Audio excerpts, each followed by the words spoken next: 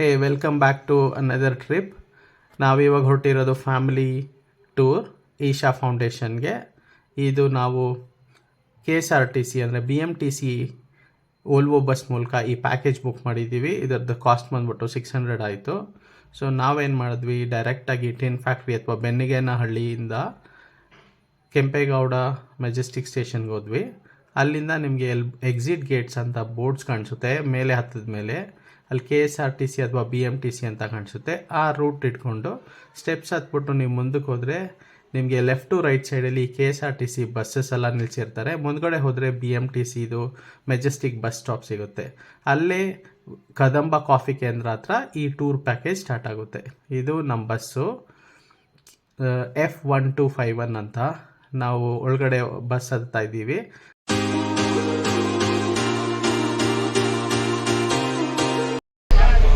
ಹೇ forks, Rajesh ಮೂರ್ತಿ. So Volvo bus board ಆಗಿದ್ದೀವಿ. Isha foundation tour package. ನಮ್ಮ entire tour ಗೈಡ್ದು Rajappa ಅವರು ಇದ್ದಾರೆ. ಅವರೇ ಈ ಓಲ್ವೋ ಬಸ್ನ ಡ್ರೈವ್ ಮಾಡ್ತಾರೆ. ನೀವೆಲ್ಲರೂ ಈಶಾ ಫೌಂಡೇಶನ್ ರೌಂಡ್ ಟ್ರಿಪ್ ಬಂದಿದ್ದೀರಾ, ಸಂತೋಷದ ವಿಷಯ. ಯಾಕಂದ್ರೆ ಇವತ್ತು ಸಂಡೇ ಅಲ್ವಾ, ಒಂದಿನ ಟೈಮ್ ಪಾಸ್ ಮಾಡೋಣ ಅಂತ ಪ್ರತಿಯೊಬ್ಬರು ಎಂಜಾಯ್ಗೋಸ್ಕರ ಬಂದಿದ್ದೀರಾ. ಈ ಟ್ರಿಪ್ ಅಲ್ಲಿ 5 ಪ್ಲೇಸ್ ಇರುತ್ತೆ. 5 ಪ್ಲೇಸ್ ಅಲ್ಲೂ ಕೂಡ ಆ ಪ್ಲೇಸ್ ಬಂದಾಗ ಅದ್ರ ಬಗ್ಗೆ ಸ್ವಲ್ಪ ವಿವರಣೆ ಕೊಡ್ತೀವಿ. ಮತ್ತೆ ಅಲ್ಲಿ ಅದನ್ನ ನೋಡ್ಕೊಂಡ್ ಬರಕ್ ಸಾಧ್ಯ ಎಷ್ಟು ಸಮಯ ಬೇಕಾಗುತ್ತೆ ನಿಮ್ಗೆ, ಅಷ್ಟು ಸಮಯನ ನಾವು ನಿಮ್ಗೆ ತಿಳಿಸ್ಕೊಡ್ತೀವಿ. ಪ್ರತಿಯೊಬ್ರು ಟೈಮ್ ಮೇಂಟೈನ್ ಮಾಡ್ಬೇಕು. ಮಾಡ್ತಿರಲ್ವಾ? ಟೈಮ್ ಮೇಂಟೈನ್ ಮಾಡಿದ್ರೆ, ಅದರಲ್ಲೂ ಮುಖ್ಯವಾಗಿ ಏನಂದ್ರೆ ಈಶಾ ಫೌಂಡೇಶನ್ ಹತ್ರ ನೀವು ಡೇ ಟೈಮ್ ಕಳೆಯುವಂತ ಸಮಯ ಒಂದು ಫೀಲ್ ತುಂಬಾ ಚೆನ್ನಾಗಿರುತ್ತೆ. ಮತ್ತೆ ಕತ್ಲಾದ ಮೇಲೆ ಲೇಸರ್ ಲೈಟ್ ಫೀಲ್ ತುಂಬಾ ಬೇರೆ ತರ ಡಿಫರೆಂಟ್ ಆಗಿರುತ್ತೆ. ಈಗ ಟ್ರಿಪ್ ಶುರು ಮಾಡೋಣವಾ? Okay sir. ಈ ಬಸ್ ಪ್ಯಾಕೇಜಲ್ಲಿ ನೀವು ಆನ್ ದ ಸ್ಪಾಟ್ ಕೂಡ ಬುಕ್ಕಿಂಗ್ ಎಲ್ಲ ಮಾಡ್ಕೋಬೋದು. ಸೊ ನಾ ಹೊರಟಿದ ತಕ್ಷಣ ಆನ್ ದ ವೇ ನಮಗೆ ಕರ್ನಾಟಕ ಚಿತ್ರಕಲಾ ಪರಿಷತ್ ಸಿಕ್ತು. ಹಾಗೆ ಮುಂದುವರಿತಾ ಇದ್ದಂಗೆ ಬಸ್ಸು ಮೇಕ್ರಿ ಸರ್ಕಲ್ ಮೂಲಕ ಹಂಗೆ ಏರ್ಪೋರ್ಟ್ ರೋಡ್ ಹೋಯಿತು. ಹಂಗೆ ನಮ್ಮ LNT building, mall of Asia ಅದೆಲ್ಲ ಹಂಗೆ ಜಸ್ಟ್ ಒಂದು ಬಸ್ಸಿಂದನೇ ಒಂದು ವ್ಯೂ ನೋಡ್ಕೊಂಡು ಹೊರಟ್ವಿ. ಮುಂದೆ ಹೋಗ್ತಾ ಇದ್ದಂಗೆ ಅಲ್ಲಿ ಕಲ್ಲಿಂದು ಕ್ವಾರಿ ಎಲ್ಲ ಇತ್ತು, ಅದು ಚಿಕ್ಕಜಾಲ ಹತ್ರ. ಇದು ಮಕ್ಕಳು ಇಲ್ಲಿ ಬಸ್ಸಲ್ಲಿ ಹಂಗೆ ಈ ಪಿಕಾಚು ಗೇಮ್ಸ್ ಆಡ್ತಾಯಿದ್ರು. ಆಮೇಲೆ ಎಲ್ಲ ಮುಂದ್ಗಡೆ ಹೋಗ್ತಾ ಇದ್ದಾಗೆ ಅಲ್ಲಿ ಟೋಲ್ ಸಿಕ್ತು. ನಾವು ಟೋಲೆಲ್ಲ ದಾಟ್ಕೊಂಡು ಮುಂದ್ಗಡೆ ಹೊರಟ್ವಿ. ನೆಕ್ಸ್ಟು ನೀವೆಲ್ಲ ನಂದಿ ಹಿಲ್ಸ್ಗೆ ಹೋಗೋವಾಗ ನಾರ್ಮಲಾಗಿ ಆ ನಂದಿ ಉಪಚಾರ ಹತ್ರದಿಂದ ಲೆಫ್ಟ್ ತೊಗೋತೀವಿ. ಅದೇ ರೂಟ್ ಇದನ್ನು ಫಾಲೋ ಮಾಡಿದ್ದು. ಸೇಮ್ ಆ ನಂದಿ ಉಪಚಾರದಿಂದ ಲೆಫ್ಟ್ ತೊಗೊಂಡು ಡೈರೆಕ್ಟು ಆ ನಂದಿ ಹಿಲ್ಸ್ವರೆಗೂ ಹೋಗೋ ಜಾಗದಲ್ಲಿ ನಂದಿ ಹಿಲ್ಸ್ ಹತ್ರ ಹೋಗ್ಬಿಟ್ಟು ಮುಂದ್ಗಡೆ ಹೋಗ್ತಾ ಇದ್ದಂಗೆ ನಾವು ಇದು ಕಣಿವೆ ಬಸವಣ್ಣ ಫಸ್ಟು ಜಾಗ ಟೆಂಪಲ್ಗೆ ಹೋಗ್ತಾ ಇದ್ದೀವಿ. ಆ ಟೆಂಪಲ್ಗೆ ಹೋಗೋ ಕಡೆ ಈ ಥರ ಒಂದು ಒಳ್ಳೆ ವ್ಯೂ ಸಿಕ್ತು. ನಮ್ಮ ರಾಜಪ್ಪ ಸರ್ ಅವರು ಮತ್ತು ಮಾರುತೇಶ್ ಅಂತ ಕಂಡಕ್ಟ್ರು ಅವರು ಈ ವಿಡಿಯೋದಲ್ಲಿ ತೋರಿಸ್ತೀನಿ. ಅವರೇ ಗೈಡ್ ಮಾಡಿದ್ರು, ಇದು ಒಳ್ಳೆ ವ್ಯೂ ಇದೆ ನೋಡಿ ಸರ್, ವಿಡಿಯೋ ಮಾಡ್ಕೊಳ್ಳಿ ಅಂತ. ಇವರೇ ನಮ್ಮ ರಾಜಪ್ಪ ಸರ್ ಅಂತ, మరి ಇವರು ಮಾರುತೇಶ್ ಅಂತ ಕಂಡು. ಅವೆಲ್ಲ ಈಗ ನಂದಿ ಹಿಲ್ಸ್ ಹತ್ರ ಬಂದಿದ್ದೀವಿ. ನಂದಿ ಹಿಲ್ಸ್ ಗೊತ್ತಾ ನಿಮ್ಗೆಲ್ಲ? ಇದು ಈ ಕಣಿವೆ ಬಸವಣ್ಣ ದೇವಸ್ಥಾನ ಬಂದು ನಂದಿ ಹಿಲ್ಸ್ ಕೆಳಗಡೆ ಇರೋಂಥದ್ದು. ಅಂದ್ರೆ ಈಗ ನಾವು ಫಸ್ಟ್ ಪ್ಲೇಸ್ಗೆ ರೀಚ್ ಆಗಿದ್ದೀವಿ. ಎದುರುಗಡೆ ಕಾಣ್ತಾ ಇರೋದೇ ದೇವಸ್ಥಾನ. ಬನ್ನಿ ಸರ್, ಎಲ್ಲ ಹೋಗಿ ದೇವ್ರ ದರ್ಶನ ಮಾಡ್ಕೊಂಡ್ ಬರೋಣ. ಇಲ್ಲಿ 20 ಮಿನಿಟ್ ಟೈಮ್ ಇರುತ್ತೆ ನಿಮ್ಗೆ. ಕಣಿವೆ ಬಸವಣ್ಣ ಒಂದು ಚಿಕ್ಕ ದೇವಸ್ಥಾನ, ಬಟ್ ಒಳ್ಳೆ ಜಾಗದಲ್ಲಿ ಲೊಕೇಟ್ ಆಗಿದೆ, ಬೆಟ್ಟದ ಪಕ್ಕದಲ್ಲಿ. ಸೊ ಇದು ಕಣಿವೆಗಳ ಮಧ್ಯದಲ್ಲಿ ಇರೋದಕ್ಕೆ ಇಲ್ಲಿ ಒಂದು ದೊಡ್ಡ ಬಸವಣ್ಣ ಇದೆ. ಬಸವಣ್ಣ ಬಂದ್ಬಿಟ್ಟು ವರ್ಷ ಬೆಳೆಯುತ್ತೆ ಅಂತ ಒಂದು ನಂಬಿಕೆ ಇದೆ. ಆ ಬಸವಣ್ಣನ ಕೆಳಗಡೆನೂ ಒಂದು ಹುಂಜ ಇದೆ. ಬೇಸಿಕ್ಕಾಗಿ ಆ ಹುಂಜ ಏನಾದರೆ ಕಲ್ಲಿನ ವಿಗ್ರಹದಿಂದ ಬಂದು ಕೂಗ್ಬಿಟ್ರೆ ಈ ಪ್ರಪಂಚ ಅಳ್ದೋಗುತ್ತೆ ಅಂತ ಒಂದು ನಂಬಿಕೆ ಇದೆ.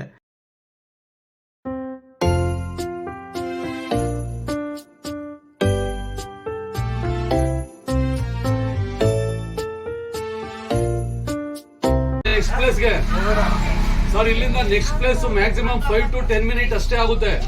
ಹೋಗೋ ದಾರಿ ಮಧ್ಯೆ ನಿಮ್ಗೆ ರೈಟ್ ಸೈಡ್ ಅಲ್ಲಿ ನಂದಿ ಹಿಲ್ಸ್ ಕಾಣುತ್ತೆ. ಜಸ್ಟ್ ಟೈಮ್ ಪಾಸ್ಗೆ ಆ ಕಡೆ ನೋಡಿ ಸರ್. ಒಂದು 2 ನಿಮಿಷಕ್ಕೆ ಒಂದೊಂದ್ಸರಿ ನೋಡಿ. ಒಂದೊಂದು ಮೂಮೆಂಟ್ ಅಲ್ಲಿ ಒಂದೊಂದು ಆಂಗಲ್ ಅಲ್ಲಿ ಒಂದೊಂದ್ ತರ ಚೆನ್ನಾಗಿ ಕಾಣುತ್ತೆ ನಂದಿ ಹಿಲ್ಸ್. ನೋಡೋಣವಾ?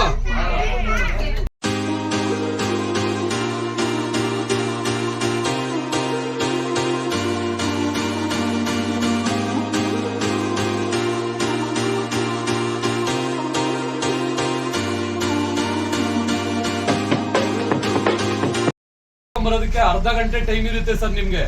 ಇದು ಭೋಗನಂದೀಶ್ವರ ದೇವಸ್ಥಾನ. ನೇರವಾಗಿ ಹೋಗಿ ದೇವ್ರ ದರ್ಶನ ಮಾಡಿ ದರ್ಶನ ಆದ್ಮೇಲೆ ನೀವು ಟೈಮ್ ಪಾಸ್ ಮಾಡೋದಕ್ಕೋಸ್ಕರ ಇಲ್ಲಿ ಒಳಗಡೆ ಒಂದು ಕಲ್ಯಾಣಿ ಇದೆ, ಪಾರ್ಕ್ ಇದೆ, ಮತ್ತೆ ಫೋಟೋ ಶೂಟ್ ಮಾಡೋದಕ್ಕೆಲ್ಲ ತುಂಬಾ ಒಳ್ಳೆ ಪ್ಲೇಸ್ ಇದೆ. ಇದನ್ನೆಲ್ಲ ನೀವು ಅರ್ಧ ಗಂಟೆಯಲ್ಲಿ ನೋಡ್ಕೊಂಡು ಮುಗಿಸ್ಕೊಂಡು ಬನ್ನಿ ಸರ್. ನಾವಿವಾಗ ಬಂದಿರೋದು ಭೋಗನಂದೇಶ್ವರ ಟೆಂಪಲ್. ಇದು ಚಿಕ್ಕಬಳ್ಳಾಪುರದಲ್ಲಿ ಇರೋದು. ಇಲ್ಲಿ ಈ ದೇವಸ್ಥಾನದ ಒಂದು ಹಿಸ್ಟ್ರಿ ಏನಂದರೆ, ಇದು ಗಂಗೇಶ್ ಅವರು ಅಂದರೆ ನೊಳಂಬ ವಂಶದವರು ಈ ದೇವಸ್ಥಾನನ ಕಟ್ಟಿದ್ದು. ಅದಾದ ನಂತರ ರಾಷ್ಟ್ರಕೂಟರು, ಪಲ್ಲವರು, ಚೋಳರು ಎಲ್ಲರೂ ಇದನ್ನು ಹುಷಾರಾಗಿ ಕಾಪಾಡ್ಕೊಂಬಂದಿರುವಂಥ ದೇವಸ್ಥಾನ. ಈ ದೇವಸ್ಥಾನದ ಒಂದು ವಿಶೇಷ ಏನಂದರೆ, ಎಲ್ಲ ಕಡೆ ಮಂಟಪ ಇರುತ್ತೆ, ಅತಿ ಸುಂದರವಾದ ಒಂದು ಕೆತ್ತನೆ ಇರುತ್ತೆ, ಅಲ್ಲಿನ ವಿಗ್ರಹಗಳಾಗಲಿ. ಇದು ಅತಿ ಹೆಚ್ಚಾಗಿ ಇಲ್ಲಿ ಶೈವಿಸಮ್ನ ಫಾಲೋ ಮಾಡೋದು. ಇಲ್ಲಿ 2 ಬಾವಿ ಇದೆ, ಇದೊಂದು ಬಾವಿ, ಮತ್ತೊಂದು ಬಾವಿ ತೋರಿಸ್ತೀನಿ. ಈ ಆರ್ಕಿಟೆಕ್ಚರ್ ಶಿಲ್ಪಕಲೆ ಬಂದ್ಬಿಟ್ಟು ನೊಳಂಬ ಸ್ಟೈಲಲ್ಲಿ, ಅಂದರೆ ದ್ರವಿಡಿಯನ್ ಆರ್ಕಿಟೆಕ್ಚರ್ ಅಲ್ಲಿರೋದು. ನೀವು ತಾಜ್ ಮಹಲ್ ನೋಡ್ರೆ ಅದು ಮುಘಲ್ ಆರ್ಕಿಟೆಕ್ಚರ್. ಇಲ್ಲಿ ನೋಡಿ, ಇದೆಲ್ಲ ಕಡೆ ಈ ದೇವಸ್ಥಾನದಲ್ಲಿ ಮಂಟಪಗಳು ಜಾಸ್ತಿ ಕಾಣಿಸುತ್ತೆ. ಇದು ನೋಡ್ತಾ ಇರೋದು ವಸಂತ ಮಂಟಪ, ಉಮಾಮಹೇಶ್ವರ ದೇವರು. ಮತ್ತು ಇಲ್ಲಿ ನೋಡಿ ಬೇಸ್ ಯಾವ ರೀತಿ ಒಂದು ಕೆತ್ತನೆ ಮಾಡಿದ್ದಾರೆ ಅಂತ. ಆಮೇಲೆ ಮುಂದೆ ಹೋಗ್ತಾ ಇದ್ದಂಗೆ ನಿಮ್ಗೆ ಕಾಣಿಸುತ್ತೆ ಇನ್ನೊಂದು ಬಾವಿ ನಾನು ಹೇಳ್ದಂಗೆ. ಆಮೇಲೆ ಈ ದೇವಸ್ಥಾನದಲ್ಲಿ ಇದನ್ನು ಒಂದು ಮಂಟಪ. ಈ ದೇವಸ್ಥಾನದಲ್ಲಿ ಆ್ಯಕ್ಚುಲಿ 2 ಕಲ್ಯಾಣಿ ಇದೆ, ಅದು ತೋರಿಸ್ತೀನಿ. ಇವಾಗ ತೋರಿಸ್ತಾ ಇರೋದು ಬಂದ್ಬಿಟ್ಟು ಒಳಗಡೆ, ದೇವಸ್ಥಾನದ ಒಳಗಡೆ ಇರೋವಂಥ ಕಲ್ಯಾಣಿ. ಇದನ್ನು ತುಂಬ ನೀಟಾಗಿ ಮೇಂಟೈನ್ ಮಾಡಿದ್ದಾರೆ, ಆದರೆ ಜನರಿಗೆ ಒಳಗಡೆ ಬಿಡ್ತಾ ಇಲ್ಲ ಸದ್ಯಕ್ಕೆ. ಆಮೇಲೆ ಹೊರಗಡೆ, ದೇವಸ್ಥಾನದ ಹೊರಗಡೆನೂ ಒಂದು ಕಲ್ಯಾಣಿ ಇದೆ, ಅದನ್ನು ಹಾಗೆ ಇನ್ನೂ ಅಷ್ಟೊಂದು ಚೆನ್ನಾಗಿ ನೋಡ್ಕೊಂಡಿಲ್ಲ. ಆಮೇಲೆ ದೇವಸ್ಥಾನದ ಹೊರಗಡೆ ವಿಶಾಲವಾದ ಜಾಗ ಇದೆ. ಇಲ್ಲಿ ದೊಡ್ಡ ಅಶ್ವತ್ಥ ಮರ 2 ಇದೆ. ಇವಾಗ ಕಾಣಿಸ್ತಾ ಇರೋದೇ ದೇವಸ್ಥಾನ ಹೊರಗಡೆ ಇರೋಂಥ ಪಾರ್ಕ್ ಮುಂದ್ಗಡೆ ಇರೋಂಥ ಒಂದು ಕಲ್ಯಾಣಿ. ಇಲ್ಲಿ ತುಂಬ ಜನ ಕಾಲೆಲ್ಲ ನೆನೆಸ್ಕೊಂಡು ಆಟ ಆಡ್ತಾಯಿದ್ರು. ಇದನ್ನು ನೋಡ್ಬಿಟ್ಟು ನನ್ನ ವೈಫ್ ನಂದಿನಿ, ಮಕ್ಕಳು ಎಲ್ಲರೂ ಅವರು ಕಾಲಿಡಬೇಕು ಅಂತ ಹೋದರು. ಸರಿ ಅಂತ ಹೋದ್ಮೇಲೆ ಅಲ್ಲಿ ಕಾಲು ನೀರಲ್ಲಿ ಇಟ್ಬಿಟ್ಟು ಆಟ ಆಡೋಕ್ಕೆ ಹೋದರು. ಅಲ್ಲಿ ಸುಮಾರು ಗಪೀಸ್ ಮೀನುಗಳಿತ್ತು. ಆ ಮೀನುಗಳು ಅವ್ರ ಕಾಲನ್ನ ಕಚ್ತಾ ಇದ್ವು. ಅವ್ರು ಹೇಳ್ತಾಯಿದ್ರೆ ನಾವು ಫಿಶ್ ಪಾಕ್ ಕರ್ಕೊಂಬಂದಂಗೆ ಅನಿಸ್ತು. ಎನಿವೆ, ಅವ್ರ ಖುಷಿನೇ ನನ್ನ ಖುಷಿ. ಚೆನ್ನಾಗಿತ್ತು ಅದು ನೋಡೋದು.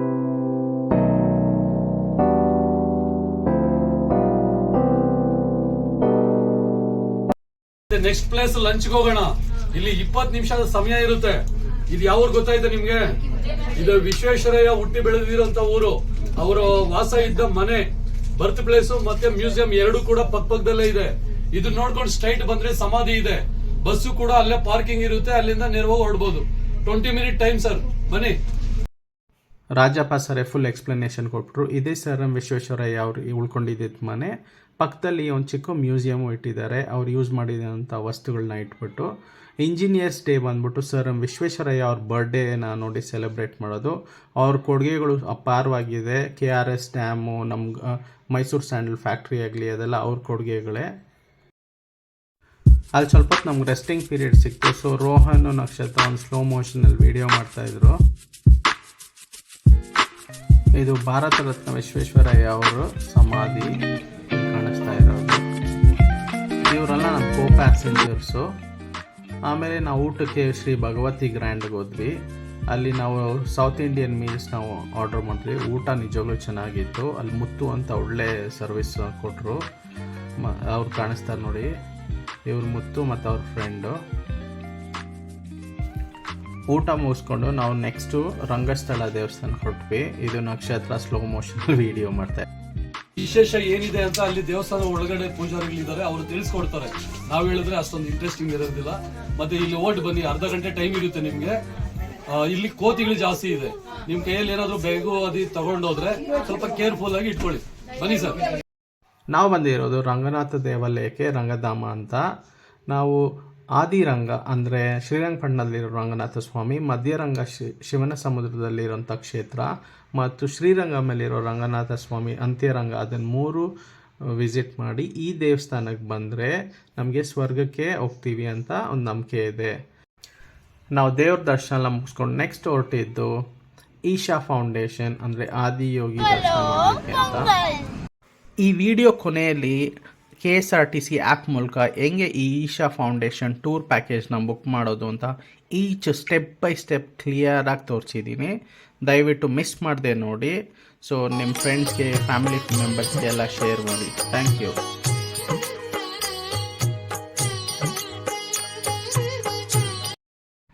ನಾವಿವಾಗ ಬಂದಿರೋಂಥ ಕೊನೆ ಜಾಗ ಈಶಾ ಫೌಂಡೇಶನ್ ಆದಿಯೋಗಿ ಹತ್ರ. ಸೊ ನಮ್ಮ ರಾಜಪ್ಪ ಅವರು ತುಂಬ ಸೇಫಾಗಿ ಗಾಡಿ ಓಡಿಸ್ತಾರೆ. ಯಾರ್ಯಾರು ಕೈ ಮುಗಿದ್ರಿ ದೇವ್ರಿಗೆ? ಅವ್ರೊಬ್ಬರೇ ನೋಡಿ, ಇಲ್ಲಿ ಸೀನಿಯರ್ ಮೇಡಮ್ ಒಬ್ರು, 3 ಜನ ಆಯ್ತು. ಇನ್ನು ಹುಡುಗರೆಲ್ಲ ಬರೀ ಸುಮ್ನೆ ನೋಡಿದಷ್ಟೇ ಅಲ್ವಾ? ಬರೀ ನೋಡೋದಕ್ಕಷ್ಟೇ ಇಲ್ಲಿ ಬಂದಿದೀವಿ. ಭಕ್ತಿಯಿಂದ ಕೈ ಮುಗಿರಿ ದೇವ್ರಿಗೆ ಅಲ್ಲೋದಾಗ. ಸರ್, ಈಗ ಈಶಾ ನೋಡೋದಿಕ್ಕೆ ನಿಮ್ಗೆ ಸಮಯ 2 ಅವರ್ ಟೈಮ್ ಇದೆ, ಸಾಕಾಗುತ್ತಲ್ವಾ? ಮುಖ್ಯವಾಗಿ 7:20ಗೆ ಲೇಸರ್ ಲೈಟ್ ಶೋ ಶುರು ಆಗುತ್ತೆ, 7:20ಗೆ ಶುರು ಆಗುತ್ತೆ. ಅದು 10 ರಿಂದ 15 ನಿಮಿಷ ಅಷ್ಟೇ ಇರುತ್ತೆ.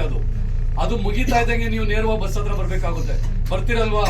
ಅಂದ್ರೆ ಇವತ್ತು ದಿನ ಈ 5 ಪ್ಲೇಸ್ ಅಲ್ಲಿ ಇದು ಕೊನೆ ಪ್ಲೇಸು. ಇಲ್ಲೂ ಕೂಡ ಒಂದು ಸಮಯ ಅಂತ ನಿಮಗೆ ಕೊಟ್ಟಿದೀವಿ, ಮನ್ಸಲ್ಲಿ ಇಟ್ಕೊಳ್ಳಿ. ಎಲ್ಲ ಟೈಮ್ ನ ಮರ್ತು ಬಿಡ್ತೀರಾ, ಮೊಬೈಲ್ ಅಲ್ಲಿ ನೋಡ್ಕೊಳ್ಳಿ. ಲೇಸರ್ ಲೈಟ್ ಶೋ ಇಂಪಾರ್ಟೆಂಟ್ ಆಗಿರುತ್ತೆ. ಅಲ್ಲಿ ವಿಶೇಷ ಪ್ರೋಗ್ರಾಮ್ಗಳಿಗೆಲ್ಲ ವ್ಯವಸ್ಥೆ ನಡೀತಾ ಇದೆ, ಅದನ್ನೆಲ್ಲ ನೋಡ್ಕೊಂಡು ಎಂಜಾಯ್ ಮಾಡಿ. ಮತ್ತೆ ಇಲ್ಲಿ ಮುಖ್ಯವಾಗಿ ಇಲ್ಲಿ ವಾಶ್ರೂಮ್ ಫೆಸಿಲಿಟಿ ಇದೆ, ಹೋಟೆಲ್ ಫೆಸಿಲಿಟಿ ಇದೆ, ಮತ್ತೆ ಶಾಪಿಂಗ್ ಇದೆ. ಇದನ್ನೆಲ್ಲ ನೋಡ್ಕೊಂಡು ಇಲ್ಲಿ ನೋಡ್ಬೇಕಾಗಿರೋಂತ ಪ್ಲೇಸು 4 ಪ್ಲೇಸ್ ಇದೆ.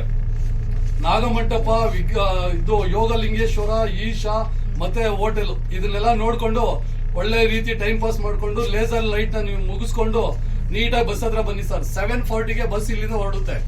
7:40 ಡಿಫಾರ್ಚರ್ ಟೈಮ್ ಸರ್. ಇದನ್ನ ಮನ್ಸಲ್ಲಿ ಇಟ್ಕೊಳ್ಳಿ. ರೈಟ್ ಟೈಮ್ ಬನ್ನಿ. ನಾವು 9:30 ಮ್ಯಾಕ್ಸಿಮಮ್ ಟ್ರೈ ಮಾಡಿ ಮೆಜೆಸ್ಟಿಕ್ ನಿಮ್ಗೆ ತಲುಪಿಸ್ತೀನಿ. ನೀವು ಅಲ್ಲಿ ಬೇರೆ ಬೇರೆ ಕಡೆ ಹೋಗೋದಕ್ಕೆ ನಿಮ್ ಬಸ್ ಇಲ್ಲಿಗೆ ಅನುಕೂಲ ಸಿಗುತ್ತೆ. ನಾವು ಇಲ್ಲಿಂದ ಹೊರಡೋದು ಲೇಟ್ ಮಾಡಿದ್ರೆ ಸಿಟಿ ರೀಚ್ ಆಗೋದು ಕೂಡ ಲೇಟ್ ಆಗುತ್ತೆ. ಅದಕ್ಕೋಸ್ಕರ ಟೈಮ್ ಮೇಂಟೈನ್ ಮಾಡಿ. ಎಲ್ಲರಿಗೂ ಅರ್ಥ ಆಗಿದೆ ಅನ್ಕೊಂತೀನಿ. ಎಲ್ಲ ಖುಷಿಯಾಗಿ ಹೋಗಿ ಸರ್, ದೇವ್ರು ನೋಡಿ.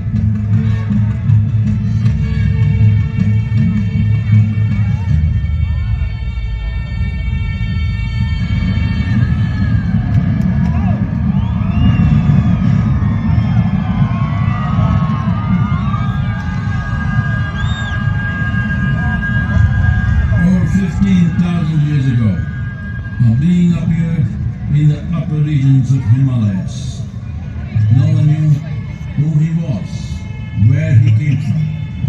The origins of this spectacular being were unknown.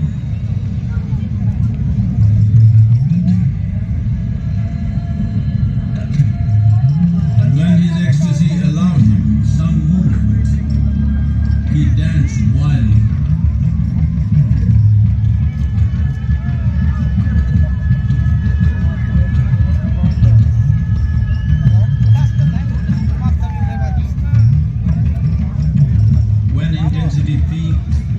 He became utterly still. People saw that he was experiencing dimensions that no one had ever known or able to fathom.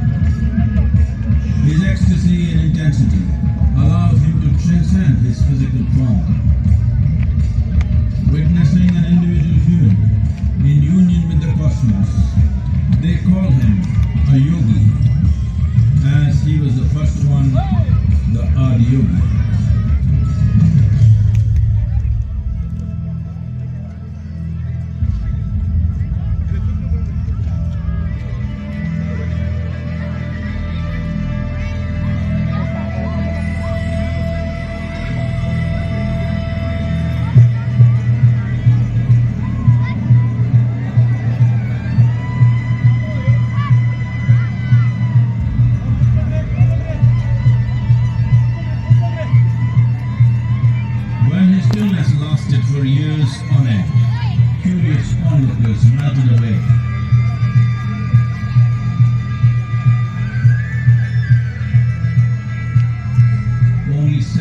seekers remained as they could not tear themselves away from him.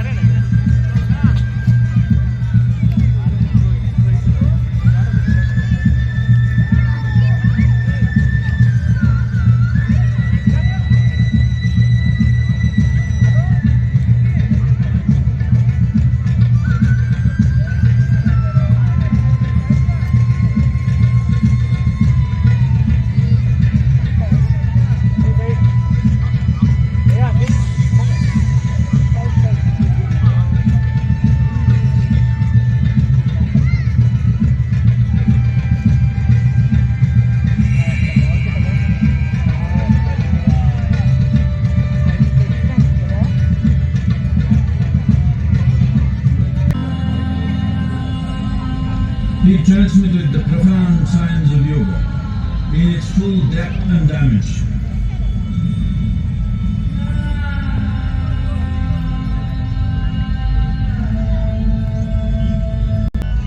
Offering his disciples access to the deepest innards of creation.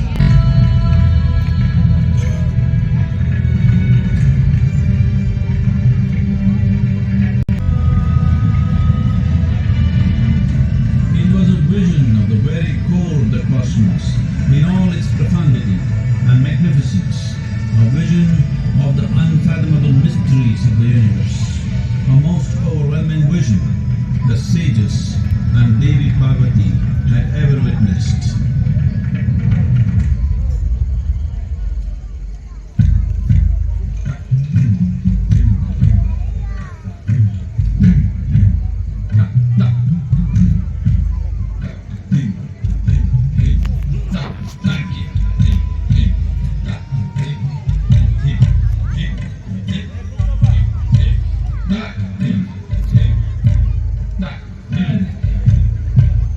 Devi Parvati, seeing Adiyogi reveling in ecstatic states, said, I want to have what you have. Show me the way.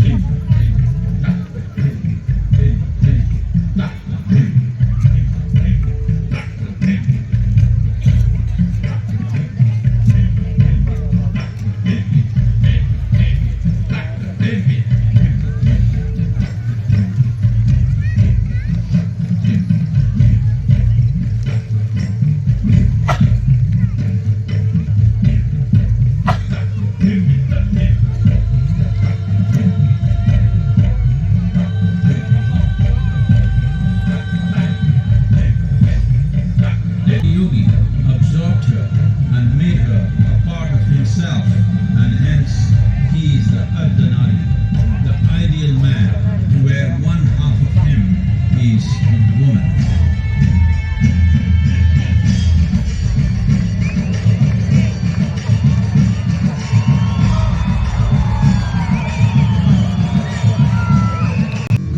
Dhanas, his constant companions, asked, what about us?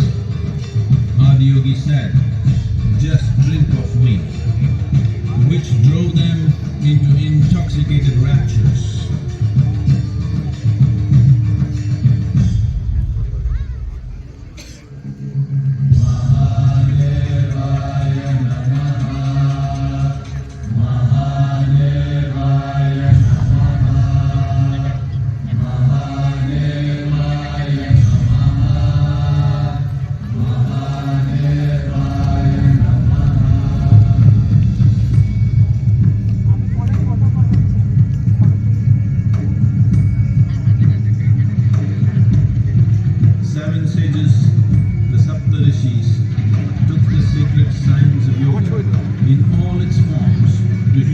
civilizations across the planet, which turned into crucibles of civilization.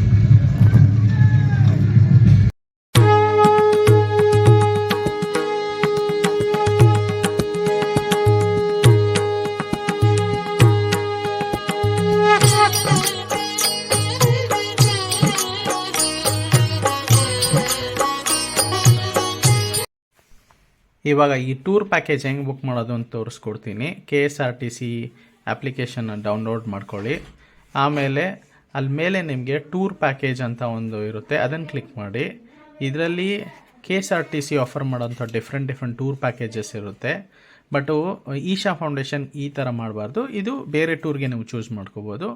ನೀವು ಅಲ್ಲಿ ಮೇಲೆ bus ಅಂತ ಅದನ್ನು click ಮಾಡಿ. Onward ಜರ್ನಿಯಲ್ಲಿ Kempegowda bus station ಅಂತ select ಮಾಡಿ. ಆಮೇಲೆ two journey ಬಂದ್ಬಿಟ್ಟು BMTC ಈಶಾ ಪ್ಯಾಕೇಜ್ ಟೂರ್ ಅಂತ ಟೈಪ್ ಮಾಡಿ. ಇದು ಬಂದ್ಬಿಟ್ಟು ಯಾವಾಗಲೂ ಆಫರ್ ಮಾಡೋದು ವೀಕೆಂಡ್ಸಲ್ಲಿ ಮಾತ್ರ. ಸೊ ಶನಿವಾರ ಭಾನುವಾರ ಮಾತ್ರ ಇರುತ್ತೆ ಈ ಟ್ರಿಪ್ ಪ್ಯಾಕೇಜು.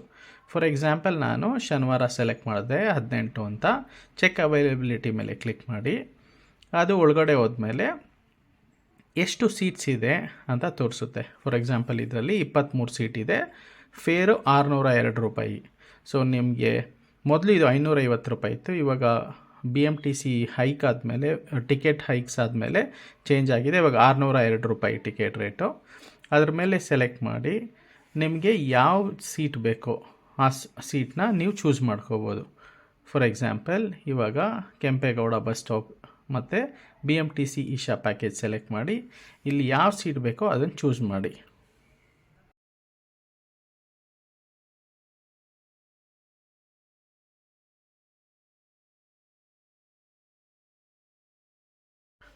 ಟಿಕೆಟ್ ಚೂಸ್ ಮಾಡಿದ್ಮೇಲೆ ನೀವು ಅಲ್ಲಿ ನಿಮ್ಮ ಪ್ಯಾಸೆಂಜರ್ ಹೆಸರು ಕೊಡಬೇಕು, ನೇಮು, ಜೆಂಡರು, ಆಮೇಲೆ ಅವ್ರದ್ದು ID ಕಾರ್ಡ್, ಯಾವ ವೋಟರ್ ಐಡಿನೋ ಆಧಾರ್ ಕಾರ್ಡ್ ಏನಿದೆಯೋ ಅದ್ರದ್ದು ಡೀಟೇಲ್ಸ್ ಕೊಟ್ಟು ನೆಕ್ಸ್ಟ್ ಅಂತ ಕ್ಲಿಕ್ ಮಾಡಿ.